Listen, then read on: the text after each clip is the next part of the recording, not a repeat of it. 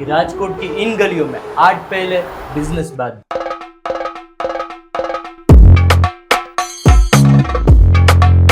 इसमें जितनी मेहनत लगती है उतने में तो आजकल के बच्चे अपना करियर सेट कर लेते हैं। પટોળા બનાવવા માટે બેંગ્લોર થી રો સિલ્ક સોર્સ કરવાનું હોય છે. મલબરી સિલ્ક ના કીડા હોય એમાંથી સોર્સ થતું હોય છે. સ્પિનિંગ કરીને મલબરી સિલ્ક તૈયાર થાય છે. થ્રેડ થી માર્કિંગ કરીએ છીએ અને પાટી બાંધવાની ફર્સ્ટ પ્રોસિજરમાં પાટી તણેલી હોય એની ઉપર માર્કિંગ કરીએ છીએ. અમારા ગ્રાફમાં ડિઝાઇન દોરેલી હોય છે. સેટ કરીને એના પર જૂની ડિઝાઇનો બાંધવામાં આવે છે અને આ ડિઝાઇનમાં કેટલા કલર કરવા છે, ડાઇંગ કરવામાં આવે છે. પછી સેમ આ પ્રોસિજર બીજી વખત પાટી બાંધવાની આવે. આ પ્રોસેસ થઈ ગયા પછી આને પાણ કરવામાં આવે છે. લૂમ ઉપર વિવિંગમાં કામ ચાલુ થાય છે. સાંધણી કરે એટલે 2 દિવસ જેવું પ્રોસિજર આ લાગે. 3200 થ્રેડ્સ હોય છે. આ કામ એકદમ સચોટાઈથી કરવું પડતું હોય છે. ત્યાં નવી જનરેશનના લોકો આવા તૈયાર પણ નથી. अगर इतनी सी भी मिस्टेक हुई तो सारी मेहनत पानी में गई, छपा। સાંધણી પછીની આ પ્રોસેસ છે, આનું નામ છે વણાટ. હવે આ વણાટ એટલું એક્યુરસી થતું હોય છે તો એ જગ્યાએ થ્રેડ તૂટી જતો હોય છે. દોરામાં પણ મિસ્ટેક થઈ જાય. 4 થી 5 મહિનાની એની મહેનત ફેલ થાય છે અને આની અંદર એ પાછું વિવિંગ કરીને પછી આને સુઈથી સેટ કરવામાં આવે છે અને એના પછી આ આખું તૈયાર થાય છે. અમારી પાસે બનાવવામાં આવતા બધા જ પટોળા GI સર્ટિફાઈડ છે. કમ્પ્લીટલી હેન્ડમેડ પ્રોસેસ થી બનાવવામાં આવે છે. ફાઇનલ પ્રોડક્ટ હાથમાં આવે છે. પેલું છે આને જે રાજકોટી પટોળું કહેવાય. આને સેમી ડબલ ઇકત. ત્રીજું છે આ ટિશ્યુ પટોળું છે.